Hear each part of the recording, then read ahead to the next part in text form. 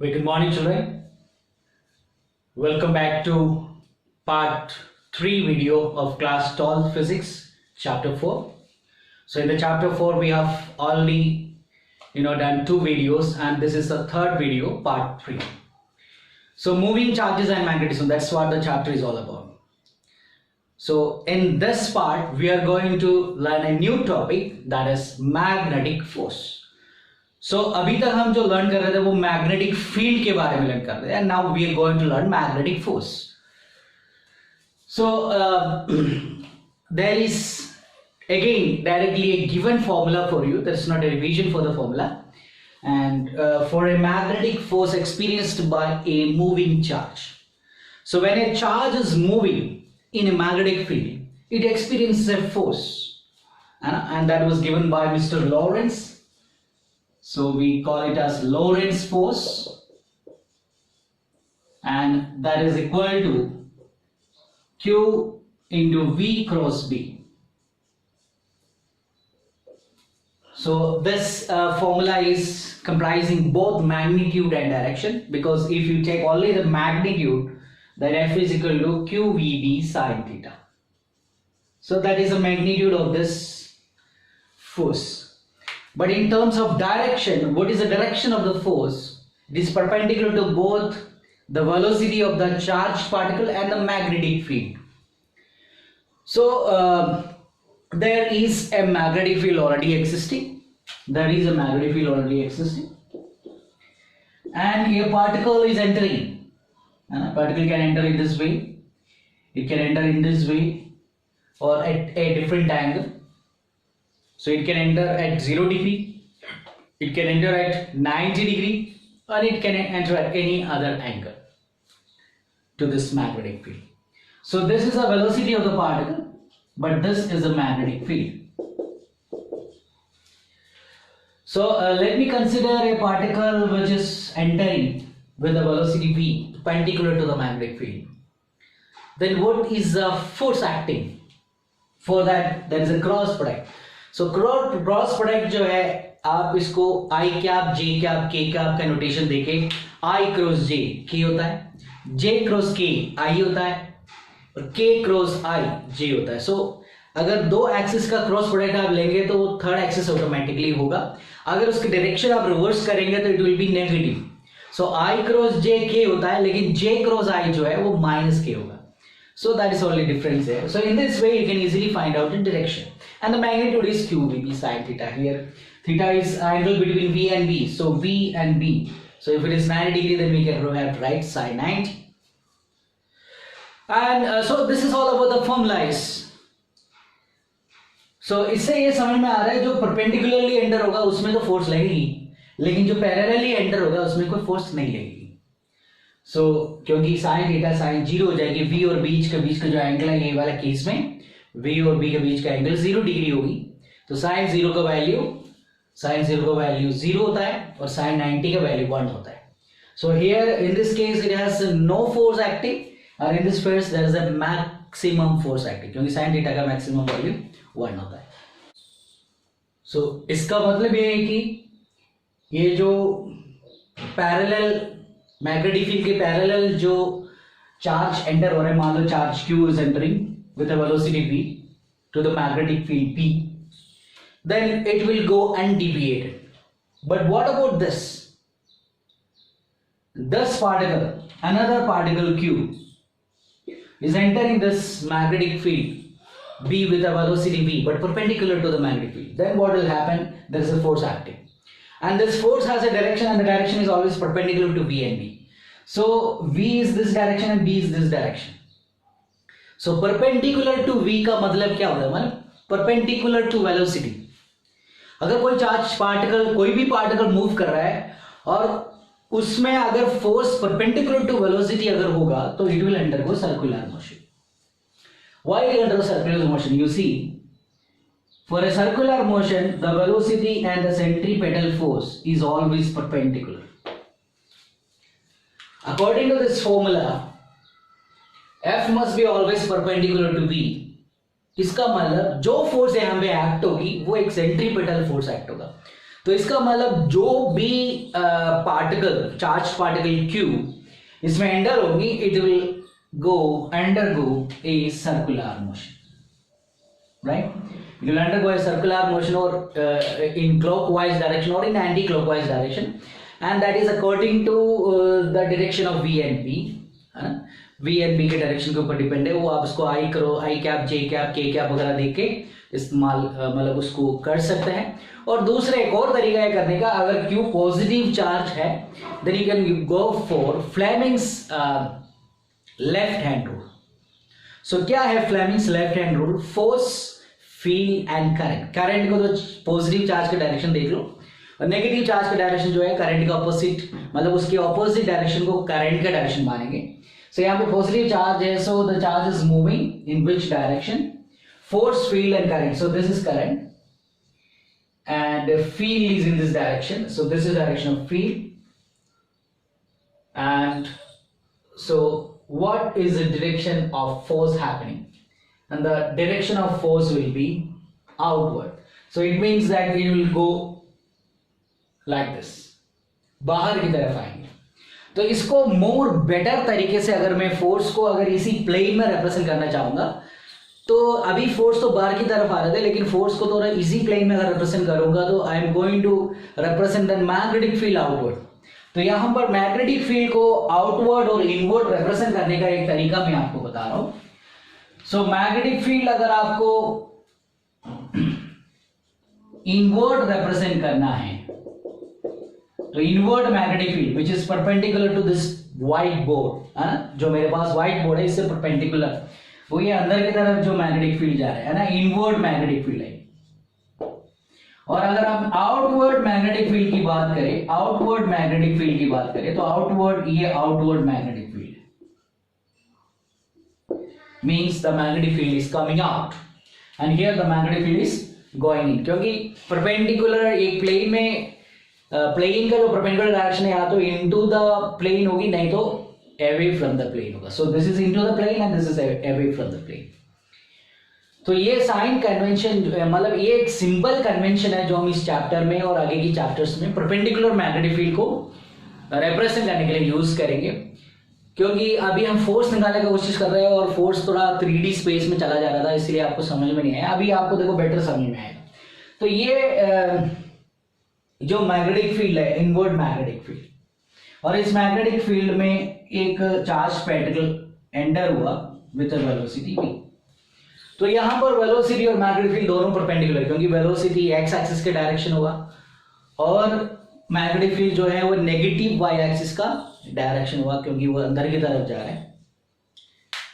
So that मतलब negative z axis का direction भी मान सकते हैं या y एक्सिस का डायरेक्शन भी मान सकते हैं, because that is up to you कि किसको आप x एक्सिस मान रहे हैं, किसको y मान रहे हैं, किसको z मान रहे हैं, व्हाटएवर. लेकिन फ्लेमिंग्स लेफ्ट हैंड रूल के हिसाब से अगर आप देखें, so force, field and current. So current is in this direction and the field is inverse. So field is inverse, so force is thumb and field is your forefinger and magnetic field is forefinger and the third middle finger which will show the direction of the current, so direction of the positive charge. So this is the direction of the positive charge and direction of the magnetic field is inverse, so both are aligned. Then automatically your third finger which is the thumb will give the direction of force. So force is upwards. This means that this charged particle will undergo a circular motion in this direction. But if the force is downwards, then the charged particle will undergo a downward motion. So you see here, for example here, a charged particle Q is entering this with a velocity v. Then a force is exerting in which direction? Force, field and current. So current is in this direction, but the field is outward. So you see what is the direction of, so outward field is this, and what is the direction of force? Force is downward. So the particle will undergo a circular motion like this. So what does it mean then? It means that this is undergoing a clockwise rotation and this is undergoing an anti-clockwise rotation. तो यहाँ पे मैंने force को तो plane में represent कर लिया, लेकिन मैग्नेटिक फील्ड को फिर प्लेन में रिप्रेजेंट नहीं कर पाया। तो मैग्नेटिक फील्ड को मैंने डॉट और क्रॉस के द्वारा स्पेस में रिप्रेजेंट कर दिया, inward magnetic field and outward magnetic field. So let's go with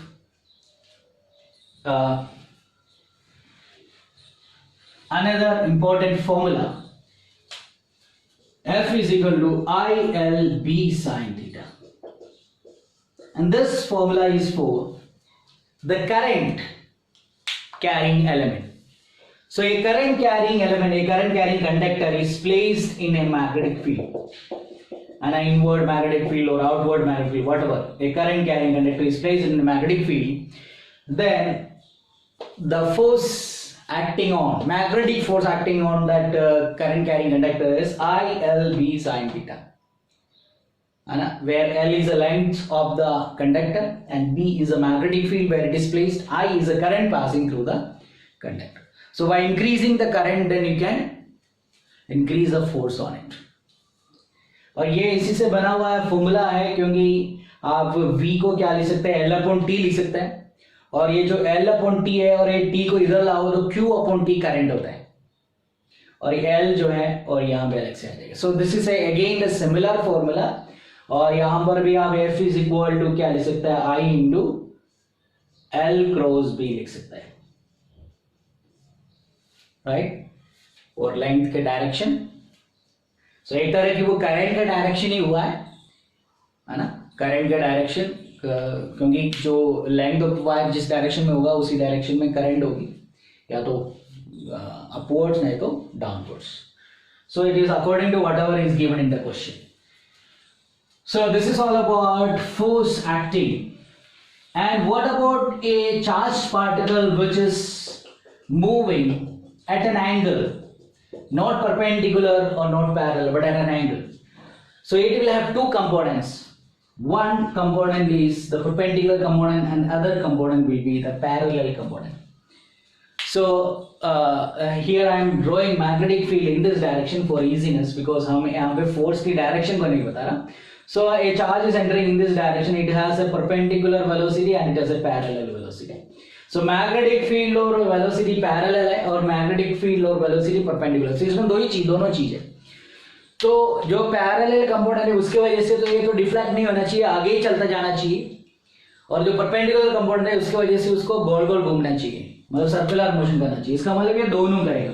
so दोनों करेंगे का मतलब है it will undergo A spiral motion, क्योंकि वो आगे भी जा रहा है और गोल गोल भी घूम रहा है। सो this is for the case of A charge particle entering at any different angle other than 0 and 90 degree.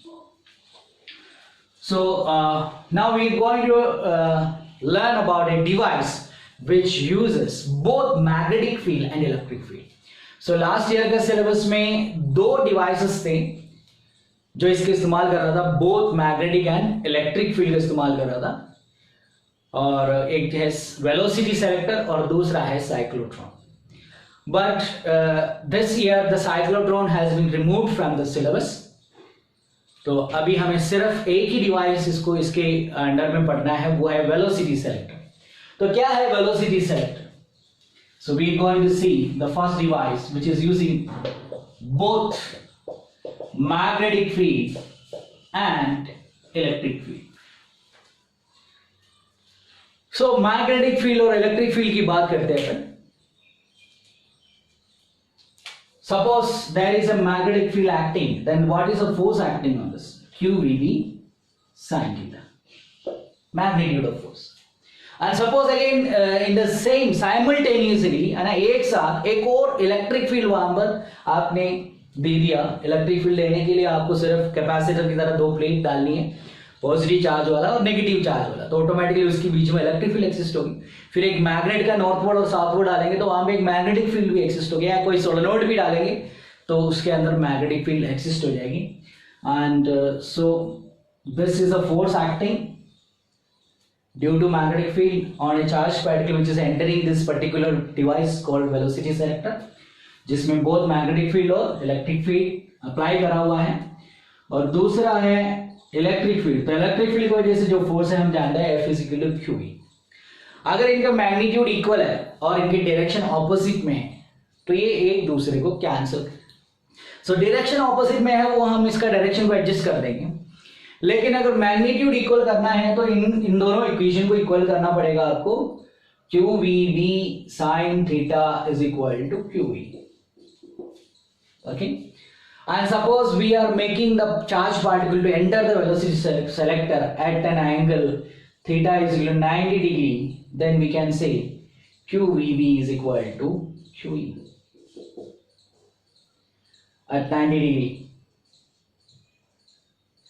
So velocity is equal to how much? E upon B.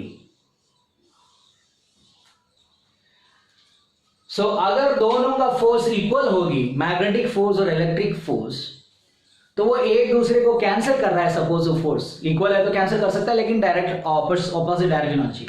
सो हमने उसका डायरेक्शन को एडजस्ट करके बिल्कुल ऑपोजिट कर दिया, और मैं अभी एक्सप्लेन करूंगा कैसे ऑपोजिट करेंगे डायरेक्शन। लेकिन डायरेक्शन को आपने एडजस्ट करके ऑपोजिट कर दिया तो इक्वल एंड ऑपोजिट फोर्सेस एक दूसरे को क्या करता है? कैंसिल करता है। मान लो मैग्नेटिक फोर्स इस तरफ है और इलेक्ट्रिक फोर्स इस तरफ है, तो ये बिल्कुल एक दूसरे को क्या करेगा? कैंसिल करेगा। तो ये एक दूसरे को कैंसिल करेगा तो यहां पे जो चार्ज पार्टिकल एंटर होगी उसमें कोई फोर्स नहीं लगेगी, वो अनडिफ्लेक्टेड जाएगा। सो और उस चार्ज पार्टिकल का वेलोसिटी क्या होना चाहिए, वो उसका फॉर्मूला है। तो उस चार्ज पार्टिकल का वेलोसिटी होना चाहिए v is equal to Q up E upon P, और जिसका वेलोसिटी है e is equal to v is equal to E upon P नहीं है, वो पार्टिकल क्या होगा? रिफ्लेक्ट होगी, है ना। मतलब वेलोसिटी थोड़ा ज्यादा है तो इसका मतलब मैग्नेटिक फोर्स ज्यादा है, और वेलोसिटी कम है तो इसका मतलब इलेक्ट्रिक फोर्स ज्यादा है, मैग्नेटिक फोर्स कम है। सो वेलोसिटी कम ज्यादा होने से क्या होता है? वेलोसिटी ज्यादा है तो वेलोसिटी कम ज्यादा होने से वो अपनी जिस डायरेक्शन जहां पे फोर्स उसको ज्यादा लगेगा उस तरफ डिफ्लेक्ट करेगा, मतलब वो अनडिफ्लेक्टेड नहीं जाएगी। तो ये वेलोसिटी सेलेक्टर इसका नाम इसलिए है क्योंकि ये एक पर्टिकुलर वेलोसिटी को सेलेक्ट करने के लिए आप एक पर्टिकुलर इलेक्ट्रिक और मैग्नेटिक फील्ड का कॉम्बिनेशन को रखेंगे, तो वही वेलोसिटी वाला चार्ज पार्टिकल। सो मान लो बहुत सारा डिफरेंट वेलोसिटी वाला चार्ज पार्टिकल का फ्लो है, लेकिन आप मान लो 20 मीटर पर सेकेंड वेलोसिटी वाला एक चार्ज पार्टिकल को सेलेक्ट करना चाहते हैं और बाकी कोई भी चार्ज पार्टिकल आपको नहीं चाहिए उस फ्लो में, तो आप इस वेलोसिटी सेलेक्टर का जो वेलोसिटी को 20 मीटर पर सेकेंड ट्यून कीजिए, इलेक्ट्रिक फील्ड और मैग्नेटिक फील्ड को एडजस्ट कीजिए, और automatically then what will happen, जो अनडिफ्लेक्टेड चार्ज पार्टिकल की जो फ्लो होगी, जो स्ट्रेट फ्लो होगा, वो सिर्फ क्या होगा? ये वेलोसिटी वाले का फ्लो होगा, और बाकी सब क्या होगा? कम ज्यादा वेलोसिटी वाला दोनों तरफ डिफ्लेक्ट हो जाएगी, और जिसका वेलोसिटी ई अपॉन बी है वो डिफ्लेक्ट नहीं होगी, वो बिल्कुल अनडिविएटेड बाहर आएगा। सो ये वाला beam will have a very particular velocity. अब इसका डायरेक्शन की बात करते हैं कि हम इसका डायरेक्शन को ऑपोजिट कैसे करेंगे। डायरेक्शन को ऑपोजिट करने के लिए आप जो मैग्नेटिक फील्ड और इलेक्ट्रिक फील्ड का इस्तेमाल करते हैं वो दोनों को परपेंडिकुलर लगाना है। इलेक्ट्रिक फील्ड जिस भी डायरेक्शन में है उसका परपेंडिकुलर डायरेक्शन में मैग्नेटिक फील्ड को लगाना पड़ेगा। तो suppose this is magnetic field, inward magnetic field, and this is electric field. So this is electric field and this is magnetic field, right?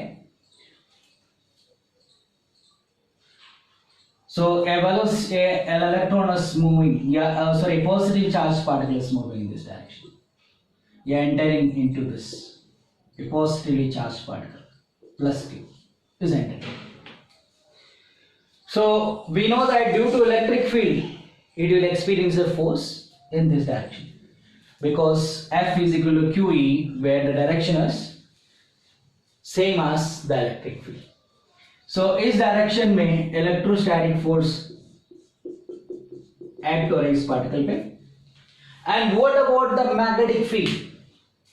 Fleming's left hand rule का इस्तेमाल कर सकते हैं आप, और even I cap, J cap, के cap का इस्तेमाल करके भी आप इसको डायरेक्शन फाइंड कर सकते हैं। So force, field and current. So the current is downwards and the field is inwards. So what is a force? Force is again in this direction. So the force is magnetic force also in this direction. It means that the magnetic force and the electrostatic force will not cancel. So magnetic force भी ये direction में हो गया तो cancel नहीं होगी. इसीलिए क्या करना पड़ेगा, ये जो परपेंडिकुलर मैग्नेटिक फील्ड को आपको आउटवर्ड करनी पड़ेगी. तो मैग्नेटिक फील्ड को मैं अभी आउटवर्ड कर रहा हूं, outward magnetic field. So for an outward magnetic field, now force field and current is downward and field is outward. So this is field, field is outward, and this will be the direction of magnetic field. Force. So force is in this direction. So force of magnetic force is in this direction. So now this forces will cancel. So here you see an outward. An outward magnetic field and a rightward, मतलब an electric field towards right, will create a electric field and magnetic field perpendicular to each other. अब ये दोनों not perpendicular to each other, opposite to each other and anti-parallel. So ये anti-parallel होने की वजह से एक दूसरे को माइनस करेंगे, लेकिन माइनस करते वक्त आपको ध्यान रखना है कि दोनों का मैग्नीट्यूड सेम. तो दोनों का मैग्नीट्यूड सेम करने के लिए हमने मैग्नीट्यूड वाला डेरिवेशन करा है, और ये वेलोसिटी वाला पार्टिकल जब इसमें से गुजरेगा तो दोनों फोर्स का मैग्नीट्यूड सेम होगी. तो यही वेलोसिटी वाला पार्टिकल अनडिविएटेड इसमें से जाएगा. तो इसमें से अनडिविएटेड यही v equal to e upon b वाला पार्टिकल, मतलब जिस भी चार्ज पार्टिकल का वेलोसिटी e अपॉन b है, वही इसमें से क्या है, अनडिविएटेड बाहर निकलेगी और बाकी सब डिविएट होके बाहर निकलेगी. So that's all about this velocity set. So the next topic that we are going to learn is force between two parallel currents.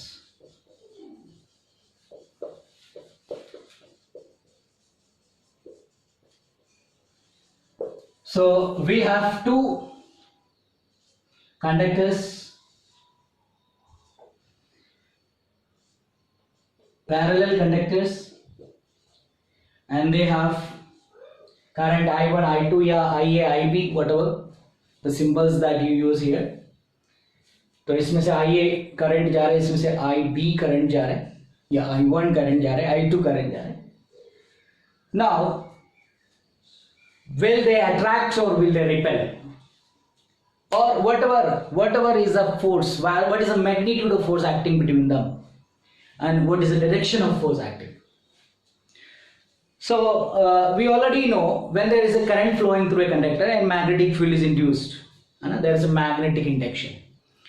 और इस तरह के एक्सपेरिमेंट से हमने पता है कि ये जो if you know your right hand thumb rule जो है, thumb shows the current and the curve of your finger shows the direction of the magnetic field. So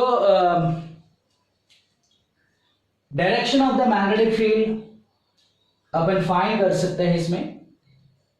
automatically direction of the magnetic field will be like this, concentric circles. तो ये जो अगला जो current carrying conductor है, ये पहले वाला conductor का मैग्नेटिक फील्ड में बैठा हुआ है. तो जिसकी वजह से एक करंट कैरिंग, अभी जो हमने जो फॉर्मूला सीखा F is equal to I L B sine theta या Q V B sine theta, इसकी वजह से यहां पर एक करंट है और एक एक्सटर्नल मैग्नेट, इसका खुद का करंट है आई बी, और लेकिन ये जो IA की वजह से जो मैग्नेटिक फील्ड है वो यहाँ पे एक्सिस्ट हो रहा है. So there is an external magnetic field और there is a internal current, मतलब there is a current of its own, जिसकी वजह से इसके ऊपर एक फोर्स लगेगा and we are going to find the magnitude of force by using this formula. लेकिन उससे पहले अपन को मैग्नीट्यूड ऑफ मैग्नेटिक फील्ड भी फाइंड करना पड़ेगा, जो ये पहला वाला कंडक्टर के. So conductor A and conductor B, conductor A is creating a magnetic field and in order to find the magnetic field you have to go for an imaginary Ampere loop, है ना, और जिसका जो radius इन दोनों के बीच का distance d मान लेता हूं और इसका रेडियस d होना चाहिए, और ये वाला पॉइंट पे आपको मैग्नेटिक फील्ड फाइंड करना है. सो मैग्नेटिक फील्ड का डायरेक्शन तो आपको पता है, it will be cross, that will be direction inward magnetic field. And magnitude find करने के लिए हमारे पास ऑलरेडी एक सर्क्यूटल लॉ है, बाय एम्पियर्स सर्क्यूटल लॉ या by Ampere's law we can write integral b dot dl is equal to mu naught I e।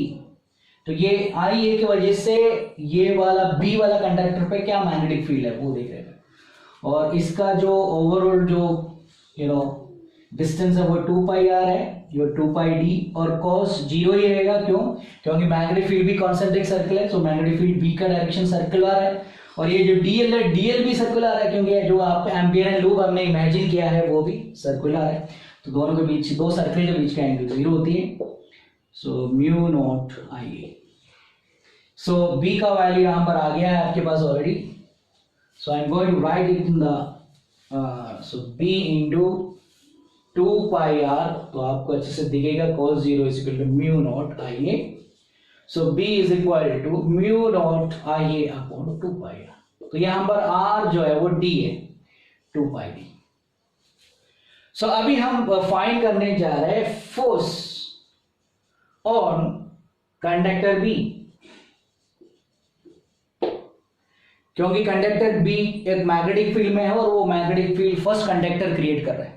Conductor एक magnetic field को क्रिएट कर रहा है और उसकी प्रेजेंस में मैग्नेटिक फील्ड कंडक्टर बी है, और कंडक्टर बी के अंदर से कोई करंट भी फ्लो हो रहा है I B. So now we can go for force on the second conductor due to first conductor. So I B L, और what is B? B here is mu naught I A upon 2 pi B, and what is sine theta? So magnetic field and current both are perpendicular. This is current and this is magnetic field. So magnetic field inward and current is upward. So both are perpendicular. So we can write sin 90. So force on second conductor, B conductor due to A conductor is what? Mu naught IA IB L upon 2 pi. And this is the magnitude of force only. And what is the direction of force? So for the direction of force, you can go for Fleming's left hand rule, and force, field, and current is in the upward direction, but the magnetic field is not in this direction. This is field and this is current. तो field को अंदर की तरफ घुमाना पड़ेगा, so मैं field को अंदर की तरफ घुमा रहा हूँ. So field is now inward, and force, field, and current is upward, and now the force is this direction. So this is the direction of force, FB. So we can write the direction is towards left. And now let's go for what is the force on A due to B, क्योंकि यही same चीजें उल्टा A के लिए भी हो रहा है, क्योंकि B के अंदर से करंट फ्लो हो रहा है, तो B भी क्या करेगा? एक मैग्नेटिक फील्ड प्रोड्यूस करेगा, और वो मैग्नेटिक फील्ड का इन्फ्लुएंस किसके ऊपर भी है? A के ऊपर भी, क्योंकि A के अंदर से भी करंट जा रहा है। So current carrying conductor will experience a force. So when a current carrying conductor experiences a force in the magnetic field, then we can go for a very similar derivation to find the value. And let's see what is the value again you are getting. So यहाँ पर B dot dl, तो यहाँ मैं एक दूसरा loop में कर देता हूँ। So ये D है यहाँ में, और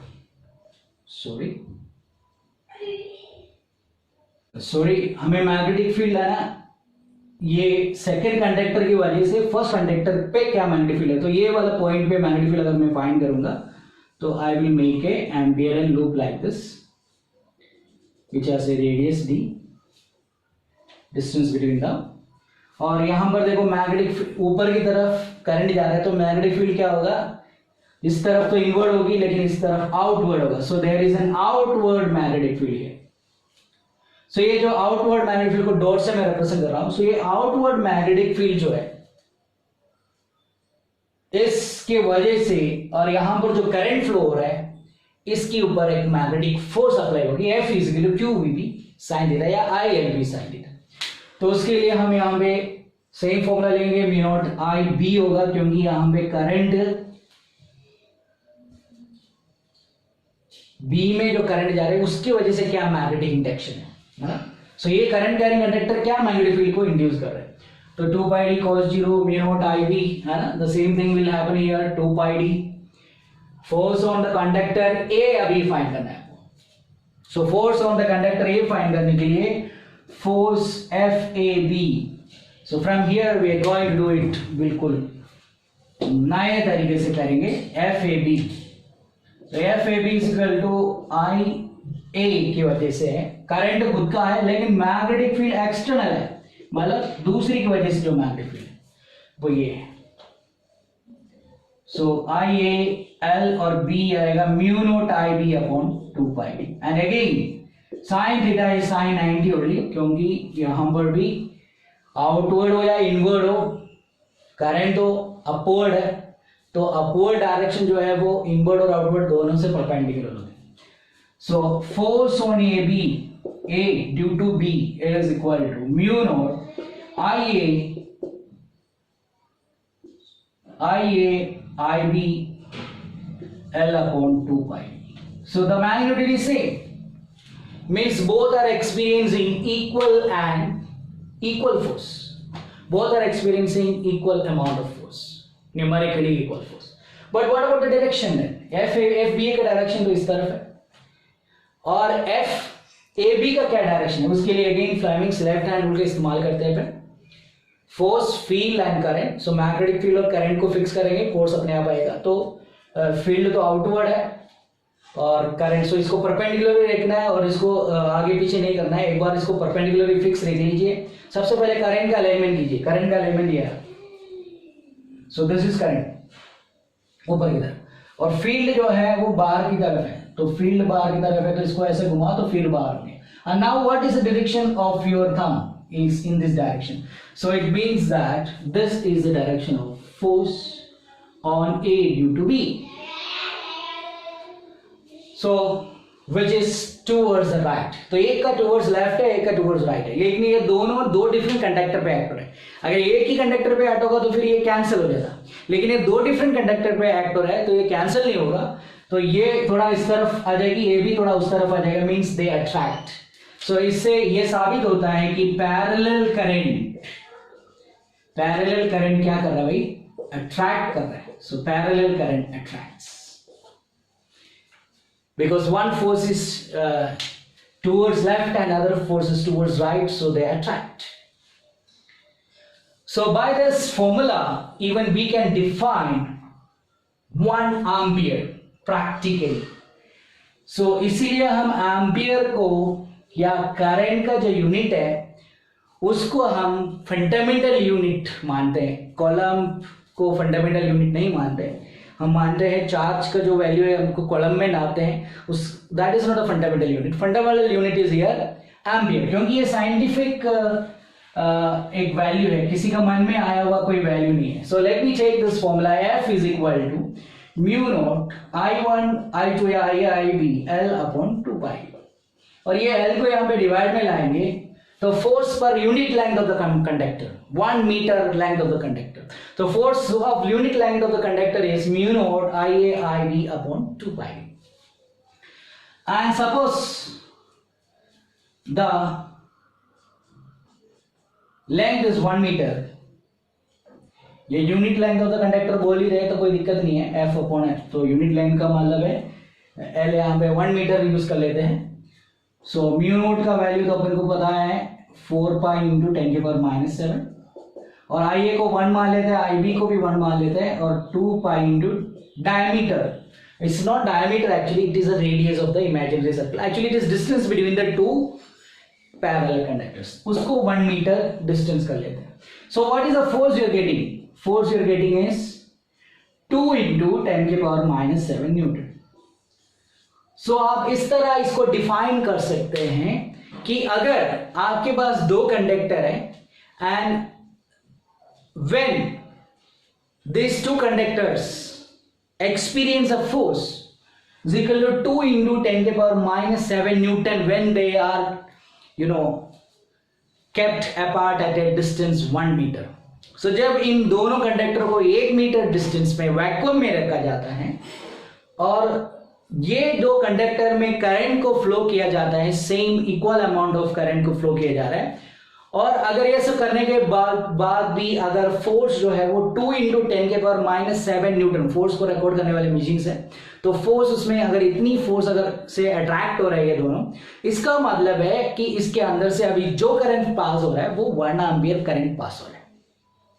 so very clear scientific definition यहां पे हो गया, एक क्लैरिटी ऑफ 1 एम्पियर आ गया, कि 1 एम्पियर कितना होता है ना, 1 कॉलम कितना होता है उससे अपने आप पता चल जाएगा, क्योंकि current is equal to Q upon T है। So 1 ampere is equal to 1 coulomb per second.